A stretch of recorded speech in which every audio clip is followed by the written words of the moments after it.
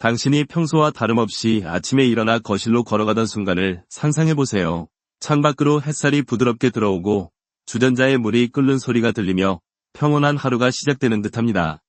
그런데 갑자기 손에 쥐고 있던 컵이 바닥으로 떨어지며 깨지는 소리가 납니다. 팔에 힘이 빠진 것 같지만 피곤해서 그런가 하고 대수롭지 않게 넘기려 합니다. 그러나 이 짧은 순간이 바로 뇌졸중의 시작일 수 있습니다. 뇌졸중은 마치 번개처럼 찾아옵니다. 어제까지만 해도 정원에서 친구와 즐겁게 차를 마셨는데 오늘 아침 갑자기 한쪽 팔다리가 말을 듣지 않거나 입술이 삐뚤어지고 발음이 꼬이면서 가족들이 놀라는 경우가 있습니다. 이런 급작스러운 변화를 우리는 종종 잠깐 혈압이 올랐나 보지 혹은 피곤해서 그렇겠지 라며 스스로 위로합니다. 그러나 의학적으로 볼 때 이런 순간적인 증상을 대수롭게 넘기면 뇌 손상은 빠르게 진행되고 몇 시간 안에 회복불능의 상태에 이를 수 있습니다. 많은 분들이 뇌졸중을 단순히 중풍이라는 옛말로 기억합니다. 하지만 실제로는 뇌혈관이 막히거나 터지면서 뇌세포가 산소와 영양을 공급받지 못해 손상되는 무서운 질환입니다. 특히 60세 이후에는 혈관이 점점 좁아지고 혈압과 혈당의 조절이 예전 같지 않으면서 위험이 급격히 커집니다. 놀라운 사실은 뇌졸중의 초기 신호는 누구나 쉽게 알아챌 수 있다는 점입니다. 얼굴이 갑자기 삐뚤어지거나 한쪽 팔에 힘이 빠지거나 발음이 어눌해지는 증상은 단순한 피로나 노화 현상이 아니라 뇌가 지금 위급하다 라는 신호를 보내는 것입니다. 그러나 안타깝게도 많은 사람들이 이 신호를 무시하고 시간을 흘려보냅니다. 결국 병원에 도착했을 때는 이미 치료 시기를 놓쳐 영구적인 마비나 언어장애로 이어지는 경우가 많습니다. 제가 진료실에서 만난 한 환자분은 이런 말씀을 하셨습니다. 처음에는 그냥 피곤한 줄 알았어요. 잠시 누워 쉬면 괜찮아지겠지 했죠. 하지만 실제로는 그 30분 이 뇌세포 수백만 개의 생사를 가른 시간이었습니다. 병원에 조금만 더 일찍 도착했다면 혈전을 녹이는 응급치료를 받을 수 있었고 후유증을 크게 줄일 수 있었을 것입니다. 이 부분에서 꼭 기억하셔야 합니다. 뇌졸중은 갑자기 나타나지만 신호는 분명히 존재합니다. 그리고 그 신호를 알아채고 즉시 행동하는 사람만이 회복의 가능성을 붙잡습니다. 병원에서는 뇌졸중은 시간과의 싸움이다 라고 강조합니다. 증상이 나타난 순간부터 3시간 이내에 응급치료를 받으면 정상 생활로 돌아갈 가능성이 크게 높아집니다. 반대로 그 시간을 놓치면 아무리 좋은 약과 재활치료를 해도 회복이 어렵습니다. 혹시 지금 이 영상을 보시는 당신도 최근에 이유 없는 두통이나 순간적인 어지럼증을 경험한 적이 있으신가요? 혹은 말을 하다가 발음이 이상해져서 가족이 무슨 말이야 하고 되물은 적이 있나요? 그런 순간이 있었다면 절대 가볍게 넘기지 마시고 가까운 병원에서 반드시 검사를 받아야 합니다. 뇌졸중은 우리에게 준비되지 않은 공포로 다가오지만 사실은 준비할 수 있는 병입니다. 증상을 알고 신호를 기억하고 행동으로 옮기면 충분히 생명을 지킬 수 있습니다. 이 영상을 통해 드리는 모든 이야기는 단순한 지식이 아니라 실제로 수많은 환자분들이 겪으셨던 삶의 무게에서 나온 경험입니다. 제 바람은 당신이 그 길을 되풀이하지 않도록 미리 대비하는 것입니다. 이 영상이 도움이 되셨다면 구독과 좋아요 눌러주세요. 작은 실천이 건강을 바꿀 수 있습니다. 이제부터 저는 뇌졸중이 보내는 여러가지 신호 중 가장 흔하고 중요한 것부터 하나씩 설명드리겠습니다. 가장 먼저 거울 속 얼굴이 갑자기 삐뚤어지는 순간이 어떤 의미인지 이야기해보겠습니다. 아침 세수를 하려고 거울 앞에 섰을 때 문득 낯선 얼굴이 비칩니다. 평소에 당신 얼굴이 아니라 입술 한쪽이 축 처지고 눈가가 조금 내려앉은 모습입니다. 순간적으로 어제 잠을 잘못 잤나? 근육이 좀 뭉쳤나 보네 라고 생각할 수 있습니다. 하지만 이것이 바로 뇌졸중이 보내는 가장 중요한 경고 중 하나입니다. 뇌졸중은 뇌혈관이 막히거나 터져서 뇌세포가 손상되는 질환입니다. 이때 뇌의 특정 부위에 혈류 공급이 차단되면 그 부위가 담당하는 기능이 바로 무너집니다. 얼굴의 움직임을 담당하는 뇌 부위가 손상되면 눈과 입이 삐뚤어지고 표정이 한쪽으로 기울게 됩니다. 마치 한쪽 얼굴 근육이 갑자기 말을 듣지 않는 것처럼 느껴지는 것이지요. 실제로 응급실로 실려온 환자분들 중 상당수는 처음엔 얼굴이 이상하게 보였지만 금방 괜찮아지겠지 라고 생각해 시간을 흘려보냈습니다. 그러나 그 짧은 지연이 후유증을 남겼습니다. 얼굴 마비가 시작됐을 때 바로 병원에 도착했다면 혈전용해제 투여 같은 응급치료가 가능했을 텐데 몇 시간 늦은 탓에 얼굴 근육은 회복되지 않고 언어장애까지 동반된 경우가 많습니다. 이 증상이 무서운 이유는 단순히 외모가 달라지는 문제 때문이 아닙니다. 얼굴이 삐뚤어진다는 것은 뇌의 한쪽이 이미 혈액 공급을 잃고 있다는 신호입니다. 이는 곧 팔, 다리, 언어 기능까지 순식간에 영향을 줄 수 있다는 뜻입니다.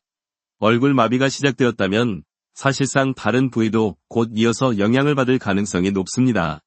가끔 환자분들이 입술이 한쪽만 내려가더라고요.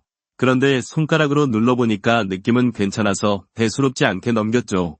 라고 말씀하십니다. 하지만 감각이 정상이라 해도 움직임이 갑자기 줄어든 것 자체가 뇌혈관 문제임을 강하게 시사합니다. 단순히 근육 경련이나 피로로 생기는 증상은 보통 천천히 회복되거나 반복적으로 나타나지만 뇌졸중으로 인한 얼굴 마비는 갑작스럽게 예고 없이 찾아옵니다. 학계에서는 얼굴 마비가 나타난 시점이 환자의 예후를 결정짓는 중요한 기준이라고 말합니다. 미국과 유럽의 신경학 학회는 얼굴 비대칭, 페이셜 애시머트리를 뇌졸중 초기 진단에서 가장 핵심적인 항목으로 꼽습니다. 왜냐하면 일반인도 쉽게 관찰할 수 있기 때문입니다. 특별한 의료 지식이 없어도 거울만 보면 바로 알아차릴 수 있는 것이지요. 여기서 중요한 사실 하나를 알려드리겠습니다. 뇌졸중으로 인한 얼굴 마비는 대개 통증이 없습니다. 많은 분들이 아픈 게 없으니까 괜찮다 라고 착각하는데 바로 이 점이 치명적입니다. 통증이 없으니 위급함을 못 느끼고 병원 방문을 미루는 겁니다. 그러나 뇌세포는 고통 신호를 보내지 못한 채 조용히 죽어가고 있습니다. 한 환자분의 사례가 떠오릅니다. 68세 남성 환자였는데 거울을 보니 입술이 한쪽으로만 올라가는 게 보였습니다. 본인은 대수롭지 않게 넘겼지만 옆에 있던 손주가 할아버지 얼굴이 이상해요 라고 말했습니다. 다행히 가족들이 즉시 119를 불러 응급실로 오셨고 혈전용해제를 맞아 큰 후유증 없이 회복할 수 있었습니다. 아이의 한마디가 생명을 구한 순간이었죠. 반대로 72세 여성 환자는 혼자 계시다가 얼굴이 삐뚤어진 걸 발견했지만 조금 쉬면 낫겠지 라고 생각하고 잠자리에 드셨습니다. 다음날 아침 발견됐을 때는 이미 오른쪽 팔다리가 마비되고 언어도 잃은 상태였습니다. 치료 가능한 황금 시간을 놓친 탓에 재활치료가 길어졌고 일상생활 복귀는 어려워졌습니다. 이 두 사례는 같은 증상에서 출발했지만 행동의 차이가 결과를 갈랐습니다. 얼굴이 갑자기 비뚤어진다면 단 한순간도 지체하지 마셔야 합니다. 가까운 사람에게 즉시 알리고 곧바로 병원으로 향하는 것. 그것이 가장 중요한 생명 지킴의 행동입니다. 뇌졸중은 우리에게 늘 조용히 다가옵니다. 그래서 더 무섭습니다. 하지만 그 조용한 신호를 알아채는 눈을 가진다면 충분히 막을 수 있습니다. 거울 속에서 평소와 다른 얼굴이 보인다면 그것은 단순한 피로가 아니라 당신의 뇌가 보내는 구조 요청입니다. 다음으로는 얼굴 다음으로 흔히 나타나는 또 하나의 무서운 신호, 바로 팔과 다리에 힘이 빠지는 순간에 대해 이야기하겠습니다. 일상에서 가장 무섭고도 흔하게 나타나는 뇌졸중 신호는 바로 팔과 다리가 말을 듣지 않는 순간입니다. 평소라면 쉽게 들 수 있는 컵이 갑자기 손에서 미끄러져 떨어지고 분명히 바닥은 평평한데 다리에 힘이 풀려 중심을 잃고 쓰러지는 순간이 찾아옵니다. 이런 경험을 하셨다면 절대 우연이나 단순한 근육 피로로 생각해서는 안 됩니다. 뇌는 팔과 다리의 움직임을 정교하게 조율합니다. 하지만 혈관이 막히거나 터지면 특정 부위가 순식간에 마비되면서 근육이 힘을 잃습니다. 그래서 뇌졸중의 전형적인 증상 중 하나가 바로 한쪽 팔이나 다리에 갑자기 힘이 빠지는 현상입니다. 의학적으로는 이를 별표 편측 마비, 헤미파레시스, 별표라고 부릅니다. 뇌의 오른쪽에 문제가 생기면 왼쪽 팔과 다리가, 왼쪽에 문제가 생기면 오른쪽이 힘을 잃습니다. 제가 진료했던 한 70세 환자분은 평소에 고혈압과 당뇨를 앓고 계셨습니다. 어느 날 아침, 부엌에서 국자를 들려 했는데 손에서 힘이 빠져 국이 쏟아졌다고 합니다. 가족은 잠깐 어지러웠던 거겠지 라며 소파에 눕히고 쉬게 했습니다. 그러나 불과 1시간 뒤 오른쪽 다리도 힘을 잃고 결국 응급실로 실려오셨습니다. 뇌혈관이 막히면서 연쇄적으로 신경 기능이 손상된 것이었죠. 조금만 더 빨리 병원에 왔더라면 혈전용해제를 투여할 수 있었지만 시간을 놓쳐 반신마비가 남고 말았습니다. 이런 이야기를 들으면 누구나 나는 그렇게까지 되진 않겠지 라고 생각합니다. 하지만 뇌졸중은 누구에게나 예고 없이 찾아옵니다. 특히 팔에 힘이 빠질 때 환자 본인은 의외로 잘 느끼지 못하는 경우가 많습니다. 단순히 손이 저리네 혹은 잠깐 혈액순환이 안 되나 보다 라고 착각하기 때문입니다. 그러나 가족이나 주변 사람의 눈에는 금세 보입니다. 컵을 들다 놓치거나 글씨를 쓰다 펜을 떨어뜨리거나 걸음을 때려다 비틀거리는 모습으로 나타나기 때문입니다. 의학적으로는 이런 증상을 확인하는 간단한 방법이 있습니다. 바로 팔 들어 올리기 검사입니다. 두 팔을 앞으로 뻗게 하고 눈을 감은 채 10초 동안 버티도록 합니다. 이때 한쪽 팔이 서서히 내려간다면 뇌졸중 가능성을 강하게 의심해야 합니다. 전문가가 아니어도 누구나 가정에서 할 수 있는 간단한 테스트입니다. 흥미로운 사실 하나를 말씀드리겠습니다. 뇌졸중으로 인한 마비는 근육 자체의 문제가 아니라 뇌와 근육을 연결하는 신호망이 끊어지기 때문에 발생합니다. 그래서 근육에 통증이 없고 마사지나 스트레칭을 해도 회복되지 않습니다. 이는 단순한 근육통이나 관절 문제와 구별되는 중요한 차이점입니다. 또 다른 환자 사례를 말씀드리겠습니다. 66세 여성 환자는 시장에서 장을 보다가 갑자기 왼쪽 팔이 무거워 들 수 없었고 장바구니가 바닥에 떨어졌습니다. 주변 상인이 즉시 119를 불러 병원으로 이송되었고 다행히 황금 3시간 안에 도착해 응급치료를 받을 수 있었습니다. 지금은 약간의 언어 재활만 필요할 뿐 큰 후유증 없이 생활하고 계십니다. 만약 그분이 잠깐 피곤해서 그렇다 라며 그냥 집에 갔다면 결과는 전혀 달랐을 것입니다. 여기서 꼭 강조하고 싶은 점은 시간이 약이다 라는 생각은 뇌졸중 앞에서는 가장 위험한 오해라는 사실입니다. 뇌세포는 혈액 공급이 끊기면 분당 수백만 개씩 손상됩니다.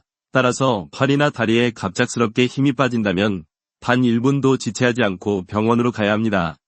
조금 쉬면 낫겠지 라는 마음이 회복과 평생 장애의 갈림길을 만듭니다. 저는 이런 순간을 마치 전등이 꺼지는 것에 비유합니다. 갑자기 한쪽 집 전등이 나가면 전선이 끊긴 것이지 전등이 고장난 것이 아닙니다.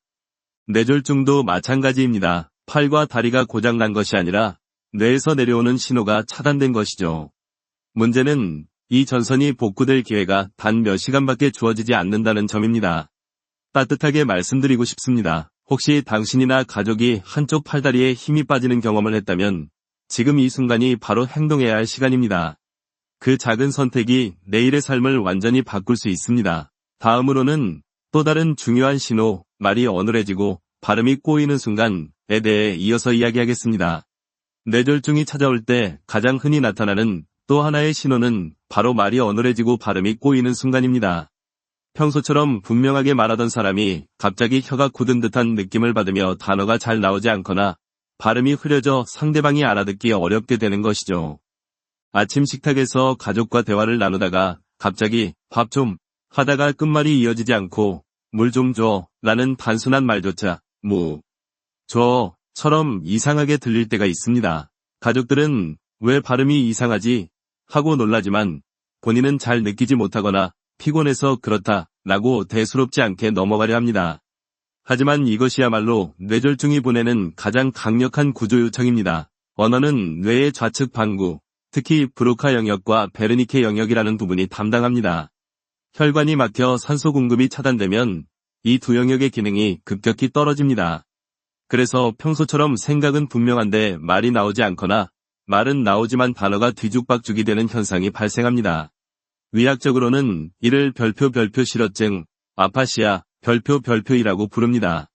저는 진료실에서 이런 환자를 여러 번 만나왔습니다. 한 번은 72세 남성 환자가 있었는데 아침에 부인에게 신문 좀 하려던 말이 문으로 엉뚱하게 나왔습니다.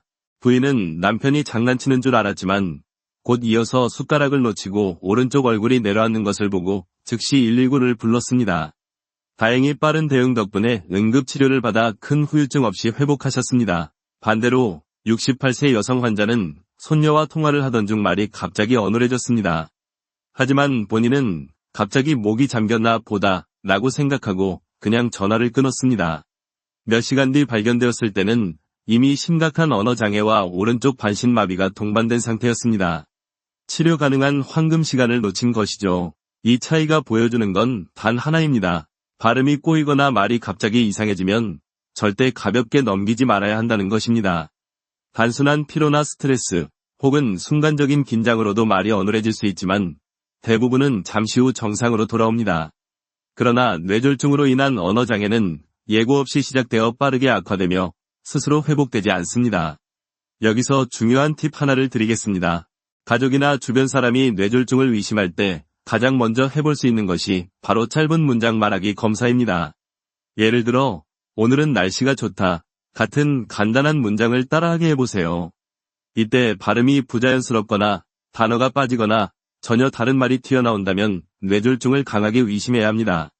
저는 이 상황을 마치 피아노의 건반이 갑자기 고장나는 것에 비유하곤 합니다. 피아니스트가 멜로디를 떠올리지만 건반이 눌리지 않으면 음악이 나오지 않듯이 뇌졸중은 생각과 말 사이의 연결을 끊어버립니다. 머릿속에서는 분명히 하고 싶은 말이 있는데 입이 따라주지 않는 그 답답함은 상상하기 힘들 정도입니다. 학계에서도 이 증상은 뇌졸중 조기 진단의 핵심으로 꼽힙니다. 특히 미국 심장학회에서는 패스트 법칙에서 별표 S, 스피치, 별표를 강조합니다. 얼굴이 삐뚤어지거나 팔에 힘이 빠지는 것과 함께 말이 이상해지면 곧바로 응급실로 가야 한다는 것이지요. 여기서 한 가지 덧붙이고 싶은 점이 있습니다. 모든 언어장애가 다 뇌졸중 때문은 아닙니다. 일시적인 저혈당이나 과도한 피로, 심리적 긴장에서도 말이 순간적으로 어눌해질 수 있습니다. 하지만 뇌졸중과의 차이는 갑작스럽게 시작되고 빠르게 악화된다는 점입니다. 따라서 조금이라도 이상하다면 혹시나 하는 마음으로 병원에 가는 것이 괜히 보다 훨씬 안전합니다. 따뜻하게 말씀드리고 싶습니다. 혹시 당신이 말이 꼬여 가족이 왜 그래? 라고 물었던 경험이 있다면 그 순간을 절대 잊지 마셔야 합니다. 그것이 단순한 해프닝이 아니라 내가 보낸 작은 경고일 수 있기 때문입니다. 다음으로는 또 다른 중요한 신호, 바로 갑작스러운 시야 흐림과 이중시야에 대해 말씀드리겠습니다. 눈이 보내는 경고 역시 결코 무시해서는 안 됩니다. 아침에 신문을 읽으려는데 글자가 갑자기 겹쳐 보이거나 텔레비전을 보다가 화면 한쪽이 흐려져 잘 보이지 않는 순간이 있습니다.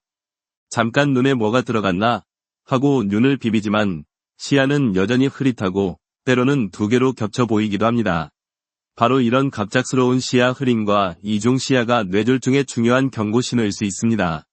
우리의 눈은 단순히 보는 기관이 아닙니다. 실제로는 뇌와 연결된 복잡한 신경회로 덕분에 시각이 유지됩니다. 즉, 눈은 카메라 렌즈에 불과하고 영상을 해석하고 조율하는 작업은 뇌가 담당합니다. 따라서 뇌혈관이 막히거나 터지면 시각 정보가 뇌까지 전달되지 못해 시야 이상이 나타나는 것입니다.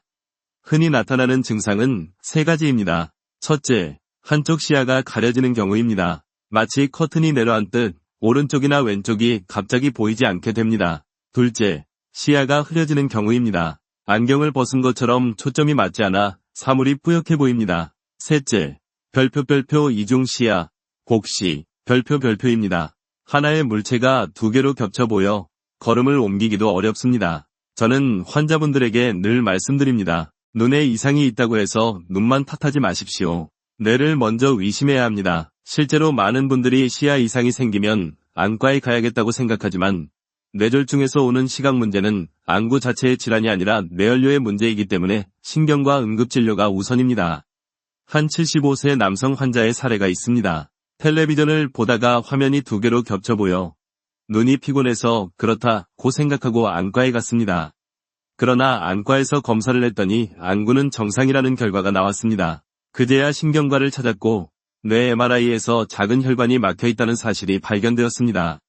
다행히 빠르게 조치를 취해 큰 후유증은 남지 않았습니다. 하지만 만약 더 시간을 지체했다면 시야 손상은 회복 불능이 될 수도 있었습니다. 또 다른 환자는 69세 여성으로 시장을 보던 중 갑자기 오른쪽 시야가 보이지 않아 가로등 기둥에 부딪혔습니다. 당시에는 눈앞이 잠시 가려졌다 라고 생각하고 귀가했지만 다음날 아침에는 오른쪽 팔과 다리까지 힘이 빠졌습니다. 결국 뇌졸중으로 확진되었고 안타깝게도 반신마비 후유증을 남기게 되었습니다. 이처럼 시야 이상은 뇌졸중 초기 신호로 자주 나타납니다. 특히 무서운 점은 환자 본인은 잘 못 느끼고 눈이 좀 침침하네 정도로만 생각한다는 사실입니다.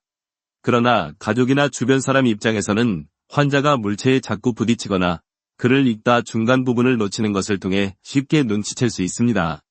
학계에서는 이런 시야 이상을 별표 시야 결손, 비주얼 필드 디펙트, 별표이라고 부릅니다.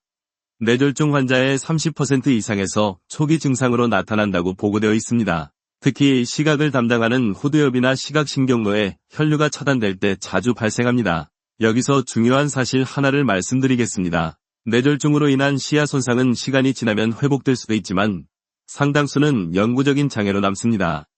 즉, 빠른 대처가 생명뿐 아니라 시력도 지켜준다는 뜻입니다. 이 증상을 기억하기 쉽게 설명드리자면 시야가 흐려지거나 겹쳐 보이는 것은 단순히 눈이 피곤하다 라는 신호가 아니라 뇌가 산소가 부족하다 라는 외침이라는 점입니다. 안과적 질환이라면 서서히 진행되지만 뇌졸중은 갑작스럽게 예고 없이 찾아오기 때문에 그 순간 즉시 병원으로 가는 것이 가장 중요합니다. 만약 당신이나 가족이 갑자기 책글자가 겹쳐 보이거나 눈앞이 뿌옇게 변한다면 그 순간이 바로 행동해야 할 시간입니다. 작은 신호를 무시하지 않는 용기, 그것이 평생의 시력을 지키는 길입니다. 다음으로는 많은 분들이 흔히 경험하는 또 다른 경고 신호, 극심한 두통과 어지럼증에 대해 이어서 말씀드리겠습니다. 평생 두통이라고 해봤자 긴장될 때 머리가 지끈거리거나 날씨가 흐리면 묵직한 정도였을 겁니다. 하지만 뇌졸중이 찾아올 때 나타나는 두통은 완전히 다릅니다. 환자분들은 흔히 이렇게 표현합니다. 태어나서 처음 겪는 벼락이 치는 듯한 두통이었다. 이런 두통은 단순한 피로성 두통이나 편두통과 구별됩니다. 갑자기 아무 예고 없이 그리고 이전에 경험해본 적 없는 강도로 찾아오기 때문입니다. 특히 뇌혈관이 터져서 발생하는 출혈성 뇌졸중의 경우 이 극심한 두통이 첫 신호로 나타나는 경우가 많습니다. 마치 머리 안에서 풍선이 터진 것처럼 느껴지기도 하고 순간적으로 의식을 잃는 환자도 있습니다. 여기에 더해 어지럼증이 동반되면 더욱 위험합니다. 단순한 빈혈이나 혈압 저하에서 오는 어지럼증은 대개 서서히 회복되거나 누우면 나아집니다. 하지만 뇌졸중에서 오는 어지럼증은 갑자기 나타나고 균형을 잃어 걸음조차 똑바로 걷기 어렵습니다. 바닥이 기울어진 듯 휘청거리거나 회전하는 듯한 현기증이 동반될 수 있습니다. 한 환자분의 사례를 말씀드리겠습니다. 67세 남성 환자가 평소에는 두통이 거의 없던 분이었습니다. 그런데 아침에 신문을 보던 중 갑자기 머리가 망치로 맞은 듯 아프면서 토할 것 같다고 했습니다. 가족은 단순한 편두통으로 생각했지만 곧 이어 환자가 중심을 잃고 바닥에 쓰러졌습니다. 응급실로 이송된 결과 뇌출혈이 확인되었습니다. 빠르게 수술이 이루어져 목숨은 건졌지만 한쪽 팔과 다리의 기능은 회복되지 못했습니다. 반면 70세 여성 환자는 장을 보러 가던 중 갑자기 심한 두통과 함께 시야가 흔들리고 걸음을 똑바로 못 걸었습니다. 다행히 근처에 있던 지인이 즉시 119를 불러 응급실에 도착했고 뇌경색으로 진단받아 혈전용해제를 투여받았습니다. 빠른 대처 덕분에 큰 후유증 없이 회복할 수 있었습니다. 이 두 사례는 우리에게 중요한 사실을 알려줍니다. 평생 처음 경험하는 두통과 갑작스러운 어지럼증은 절대 대수롭지 않다는 것입니다. 뇌졸중은 시간과의 싸움이기 때문에 이 순간을 놓치지 않는 것이 생명을 지키는 유일한 길입니다. 학계에서도 이 증상은 뇌졸중 진단에서 매우 중요하게 다뤄집니다. 특히 국제뇌졸중학회에서는 기존 두통과는 다른 양상의 극심한 두통을 환자와 가족이 반드시 알아야 할 주요 경고 신호로 강조합니다. 단순한 편두통은 보통 한쪽 머리에서 시작되고 점차 심해지지만 뇌졸중성 두통은 순간적이고 폭발적입니다. 또 하나 중요한 점은 이런 두통과 어지럼증은 종종 구토와 함께 나타난다는 것입니다. 뇌압이 급격히 상승하기 때문인데 환자는 속이 울렁거리고 곧잘 토하기도 합니다. 단순한 소화불량으로 오해하기 쉽지만 사실은 뇌가 압박을 받으며 지금 위험하다라는 신호를 보내고 있는 것입니다. 저는 이 상황을 종종 경보벨에 비유합니다. 집에 화재가 나면 경보벨이 갑자기 요란하게 울리듯 뇌졸중이 올 때 뇌는 강력한 두통과 어지럼증이라는 경보음을 울립니다. 문제는 우리가 이 경보음을 무시하거나 잘못 해석할 때 발생합니다. 여기서 환자분들과 가족에게 드리고 싶은 당부가 있습니다. 만약 당신이 평생 경험하지 못한 극심한 두통을 느꼈다면 그 순간 쉬면 나아지겠지 라고 생각하지 마십시오. 혹은 어제 잠을 못 자서 그렇다 라고 넘기지 마십시오. 두통약을 먹고 잠시 누워있는 동안 뇌세포는 계속해서 손상되고 있을 수 있습니다. 어지럼증도 마찬가지입니다. 특히 고령에서 갑자기 균형을 잃고 휘청거린다면 그것은 단순한 나이 탓이 아니라 뇌혈관이 보내는 경고일 수 있습니다. 넘어져 다치는 것도 문제지만 본질은 뇌졸중이 진행되고 있다는 사실입니다. 따뜻하게 말씀드리고 싶습니다. 두통과 어지럼증은 누구나 경험할 수 있는 흔한 증상입니다. 하지만 이전에 경험한 적 없는 강도와 양상이라면 그것은 뇌졸중이 보내는 마지막 기회일 수 있습니다. 그 기회를 붙잡는 용기만이 당신의 삶을 지켜냅니다. 다음으로는 뇌졸중과 깊은 관련이 있는 기저질환, 고혈압과 심장질환에 대해 이어서 말씀드리겠습니다. 뇌졸중이 어느 날 갑자기 번개처럼 찾아오는 병이라고 생각하기 쉽습니다. 그러나 의사로서 수십 년 동안 환자들을 지켜본 경험에 비추어 보면 뇌졸중은 결코 하루아침에 생기는 병이 아닙니다. 그 뿌리에는 대개 오랜 세월 관리되지 않은 고혈압과 심장질환이 깊숙이 자리 잡고 있습니다. 고혈압은 흔히 침묵의 살인자라고 불립니다. 특별한 증상이 없어 방치되기 쉽지만 혈관벽에는 지속적인 압력이 가해집니다. 그 결과 혈관은 점점 두꺼워지고 딱딱해지며 작은 균열이 생기기도 합니다. 이런 상태에서 혈전이 생기면 뇌혈관을 막아 뇌경색을 일으키고 반대로 약해진 혈관이 터지면 뇌출혈로 이어집니다. 실제로 응급실에 오는 뇌졸중 환자의 절반 이상은 오래된 고혈압을 갖고 있습니다. 심장질환, 특히 별표 심방세동, 어트리얼 파이브릴레이션, 별표이라는 불규칙한 심장박동 역시 뇌졸중과 깊은 관련이 있습니다. 심방세동이 있으면 심장 안에서 혈액이 고이면서 작은 혈전이 생길 수 있습니다. 이 혈전이 혈류를 타고 뇌로 이동해 혈관을 막으면 순식간에 뇌졸중이 발생합니다. 환자분들 중에는 심장이 두근거리는 건 그냥 나이 탓이겠지 라고 생각하며 치료를 미루다가 갑작스러운 뇌졸중으로 쓰러지는 경우가 많습니다. 실제 사례를 하나 들려드리겠습니다. 73세 남성 환자는 젊을 때부터 고혈압이 있었지만 증상이 없다는 이유로 약을 자주 빼먹곤 했습니다. 그러던 어느 날 아침 오른쪽 팔이 마비되고 말을 못하게 되어 응급실에 왔습니다. 검사 결과 혈압은 MILLIMETROFMERC-URY까지 치솟아 있었고 그로 인해 뇌혈관이 막혀 있었습니다. 그냥 약 하나쯤 빠져도 괜찮을 줄 알았다. 는 그의 말은 많은 분들이 공감하실 겁니다. 하지만 그 작은 방심이 평생의 후유증으로 이어진 것입니다. 반대로 꾸준한 관리로 위기를 피한 분도 있습니다. 68세 여성 환자는 심방세동 진단을 받고 항응고제를 꾸준히 복용하셨습니다. 주변에서는 약을 평생 먹어야 하냐 며 걱정했지만 덕분에 혈전이 생기지 않아 뇌졸중을 피할 수 있었습니다. 이분은 약은 족쇄가 아니라 내 생명을 지켜주는 안전벨트라고 표현하시더군요. 참으로 현명한 말씀이었습니다. 여기서 중요한 사실 하나를 말씀드리겠습니다. 고혈압이나 심방세동 같은 기저질환을 치료하는 목적은 단순히 숫자를 낮추는 것이 아니라 미래의 뇌졸중을 예방하는 것입니다. 혈압 수치가 조금 높아도 당장은 아무렇지 않을 수 있습니다. 그러나 그 방치된 시간들이 쌓여 어느 날 갑자기 뇌졸중이라는 큰 파도로 몰려오는 것입니다.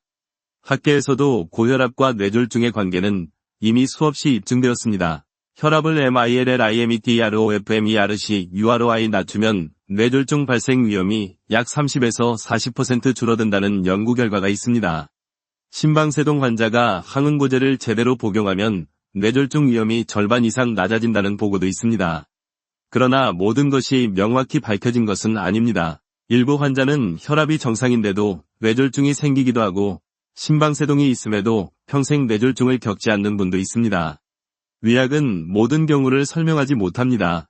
하지만 분명한 것은 위험 요인을 관리한 사람은 그렇지 않은 사람보다 훨씬 안전하다는 사실입니다.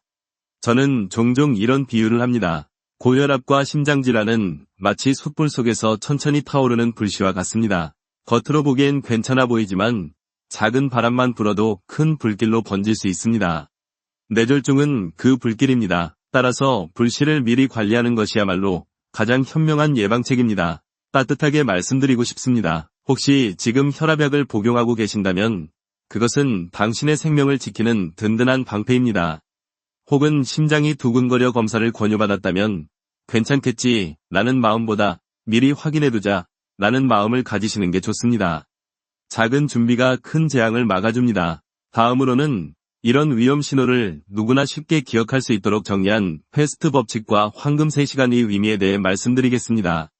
뇌졸중을 이야기할 때 의료진이 늘 강조하는 말이 있습니다. 바로 별표, 황금 3시간, 별표입니다. 증상이 시작된 순간부터 3시간 안에 적절한 치료를 받으면 뇌세포를 되살릴 가능성이 크게 높아지기 때문입니다. 시간이 조금만 더 지나도 뇌세포는 돌이킬 수 없는 손상을 입게 되고 후유증은 평생 따라다니게 됩니다. 그런데 문제는 일반인이 뇌졸중을 정확히 구분하기 어렵다는 점입니다. 그래서 전 세계 의학계는 누구나 쉽게 외울 수 있도록 하나의 규칙을 만들었습니다. 그것이 바로 패스트 법칙입니다. 이 네 글자는 뇌졸중의 주요 증상을 단순하게 요약한 것이며 우리 모두가 반드시 기억해야 할 응급 체크리스트입니다. F. 페이스, 얼굴. 거울을 보거나 환자에게 웃어보라고 해보세요. 입술 한쪽이 내려가거나 표정이 비뚤어져 있으면 뇌졸중 신호일 수 있습니다. A. 암, 팔. 두 팔을 뻗어 올리게 해보세요. 한쪽 팔이 자꾸 내려가거나 힘이 빠져 버티지 못하면 의심해야 합니다. S. 스피치, 말. 간단한 문장을 따라해보게 하세요. 발음이 흐리거나 단어가 꼬이거나 전혀 다른 말이 튀어나오면 뇌졸중 신호일 수 있습니다. T. 타임, 시간. 지금이 바로 행동해야 할 시간입니다. 한시라도 지체하지 말고 119를 불러 병원으로 가야 합니다. 이 네 가지는 너무 단순해 보여서 이게 정말 도움이 될까? 라고 생각하실 수도 있습니다. 하지만 수많은 연구에서 패스트 법칙을 적용한 일반인이 뇌졸중 환자의 생명을 구한 사례가 보고되고 있습니다. 단순하지만 강력한 도구인 셈이지요. 실제로 제가 기억하는 한 사례가 있습니다. 71세 남성이 저녁 식사 도중 갑자기 말을 더듬기 시작했습니다. 가족은 순간 패스트 법칙을 떠올렸습니다. 먼저 웃어보라고 했더니 입꼬리가 한쪽만 올라갔고 팔을 들게 하니 오른쪽 팔이 서서히 내려갔습니다. 그 즉시 119를 불러 병원으로 이송했고 도착 후 1시간 만에 혈전용해제 치료를 받을 수 있었습니다. 결과적으로 큰 후유증 없이 회복했습니다. 만약 가족이 증상을 가볍게 넘겼다면 결과는 전혀 달랐을 것입니다. 반대로 패스트 법칙을 몰라 기회를 놓친 경우도 있습니다. 69세 여성 환자는 아침에 얼굴이 약간 비뚤어진 듯 보였지만 가족은 피곤해서 그런가 보다 하고 출근했습니다. 몇 시간 뒤 발견했을 때는 이미 말도 하지 못하고 팔, 다리 모두 마비된 상태였습니다.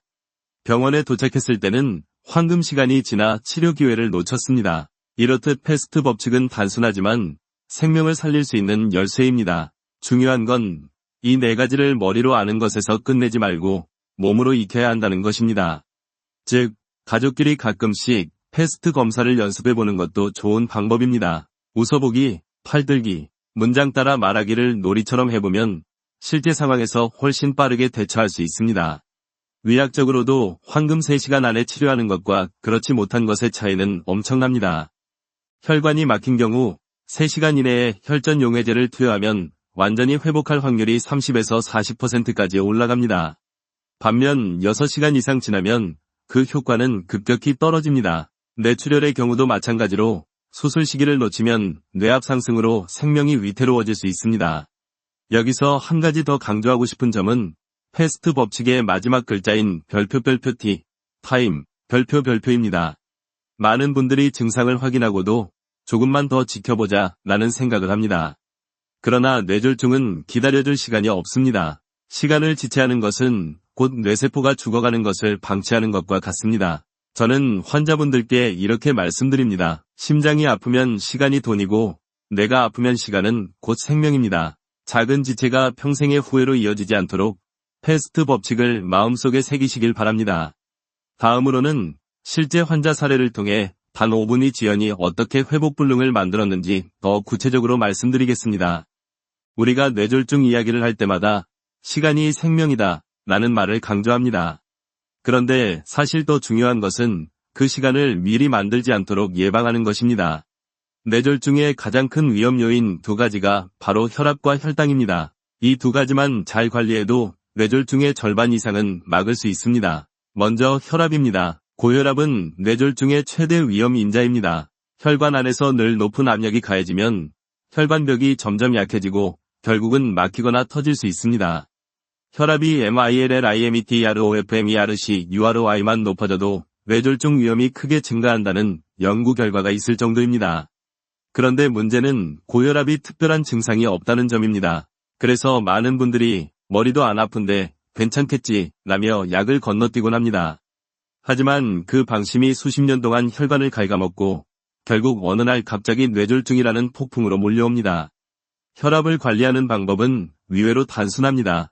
매일 같은 시간에 혈압약을 복용하는 것, 소금을 줄이고 싱겁게 먹는 것, 규칙적인 걷기 운동을 하는 것, 이 세 가지만 꾸준히 지켜도 혈압은 안정됩니다. 저는 환자분들에게 늘 말씀드립니다. 혈압약은 평생의 짐이 아니라 평생을 지켜주는 안전벨트입니다. 자동차를 탈 때 안전벨트를 매듯 혈압약을 복용하는 것은 생명을 위한 기본 습관입니다. 다음은 혈당입니다. 당뇨병은 뇌졸중의 또 다른 큰 원인입니다. 혈당이 오랜 기간 높으면 혈관벽이 딱딱해지고 혈액 속의 염증 반응이 늘어나 혈전이 잘 생기게 됩니다. 특히 당뇨 환자는 뇌혈관이 더 쉽게 막히고 회복도 더디기 때문에 뇌졸중 후유증이 더 심한 경우가 많습니다. 제가 진료했던 65세 남성 환자가 있었습니다. 혈당 조절이 잘 안 되어 HbA1c, 혈당 장기 수치, 늘 높게 나오곤 했습니다.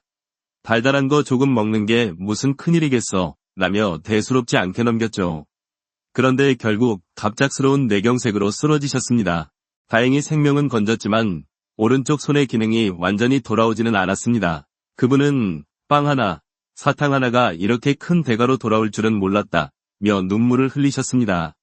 반대로 70세 여성 환자는 매일 아침 혈당을 체크하고 식사 일지를 꼼꼼히 기록하셨습니다. 작은 과일 조각도 메모해두고 저녁에는 꼭 30분 산책을 하셨습니다. 그 결과 15년 동안 당뇨를 앓으면서도 뇌졸중이나 심혈관 질환 없이 건강하게 지내고 계십니다.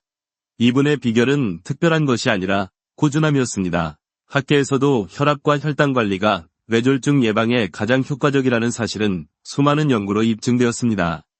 혈압을 MILLIMETROFMERC-UROI 근처로 유지하고 혈당을 안정적으로 관리하면 뇌졸중 위험이 절반 이하로 줄어듭니다.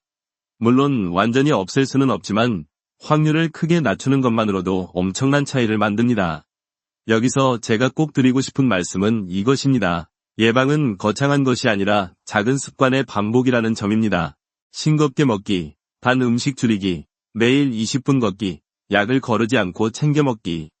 이 단순한 습관들이 모여 혈관을 지켜줍니다. 저는 종종 뇌혈관을 물길에 비유합니다. 물길이 고요하게 흐르면 강 주변이 푸르고 건강합니다. 하지만 물살이 거칠면 강바닥이 깎이고 쓰레기가 쌓이면 흐름이 막히듯이 혈관도 똑같습니다. 혈압과 혈당을 잘 관리하면 물길은 늘 맑고 잔잔하게 흐릅니다. 그것이 바로 뇌졸중 예방의 핵심입니다. 따뜻하게 말씀드리고 싶습니다. 혹시 지금 혈압약이나 당뇨약을 드시고 계신다면 그것은 당신의 건강을 붙잡아주는 밧줄과도 같습니다. 한 알이 약, 한 걸음의 산책, 한 번의 혈당 체크가 당신의 미래를 지켜줍니다.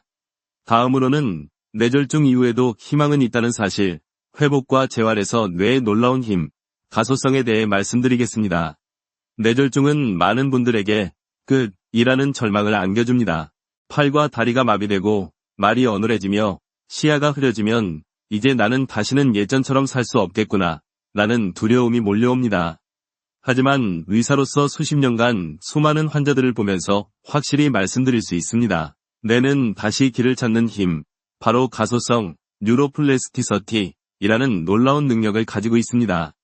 뇌세포 하나가 손상되면 그 기능이 완전히 사라지는 것 같지만 사실 뇌의 다른 부위가 그 역할을 대신할 수 있습니다. 마치 자동차 도로에서 큰 길이 막히면 작은 길로 우회하듯이 뇌는 새로운 연결 회로를 만들어 잃어버린 기능을 조금씩 되찾습니다. 이 과정이 바로 재활치료의 핵심입니다. 제가 기억하는 72세 여성 환자가 있습니다. 뇌졸중으로 오른쪽 팔과 다리를 거의 움직이지 못하게 되었습니다. 가족들은 낙심했지만 환자분은 하루하루 물리치료실에 나와 꾸준히 재활운동을 하셨습니다.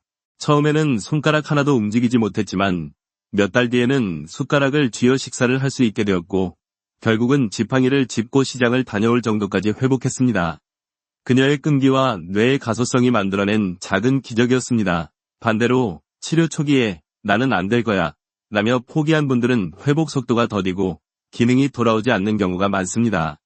뇌는 자극을 줄 때만 새로운 길을 만듭니다. 사용하지 않으면 그 회로는 닫히고 맙니다. 그래서 재활치료에서 가장 중요한 것은 꾸준함입니다. 작은 움직임이라도 반복하는 것, 그것이 뇌를 다시 깨우는 열쇠입니다. 여기서 중요한 사실 하나를 말씀드리겠습니다. 뇌졸중 환자의 회복은 나이에 크게 좌우되지 않습니다. 60세든 80세든 재활에 적극적으로 참여한 분들은 눈에 띄는 회복을 보여주었습니다. 물론 젊은 환자가 더 빠르긴 하지만 고령이라도 뇌의 가소성은 충분히 작동합니다. 나이가 많으니 소용없다는 생각은 가장 큰 걸림돌입니다. 학계에서도 재활의 효과는 꾸준히 입증되고 있습니다. 집중적인 재활 치료를 받은 환자는 그렇지 않은 환자보다 기능 회복이 2배 이상 높다는 연구가 있습니다. 특히 발병 후 6개월 이내의 기간이 뇌가 가장 활발하게 새로운 회로를 만드는 골든타임으로 불립니다. 이 시기를 잘 활용하면 삶의 질은 크게 달라집니다. 하지만 아직도 많은 분들이 재활은 힘들고 지루하다고 말씀하십니다. 맞습니다. 하루아침에 결과가 나타나지 않기 때문에 의욕을 잃기 쉽습니다. 그러나 저는 환자분들께 늘 이렇게 말씀드립니다. 오늘 1cm라도 손가락이 더 움직였다면 그것은 뇌 속에서 새로운 길이 열리고 있다는 증거입니다. 그 작은 변화를 믿고 이어가는 것이 회복의 길입니다. 저는 뇌졸중 환자를 돌보는 가족분들께도 당부드립니다. 환자가 낙심할 때 옆에서 당신은 할 수 있어 라는 말을 건네는 것이 약보다 더 큰 힘이 됩니다.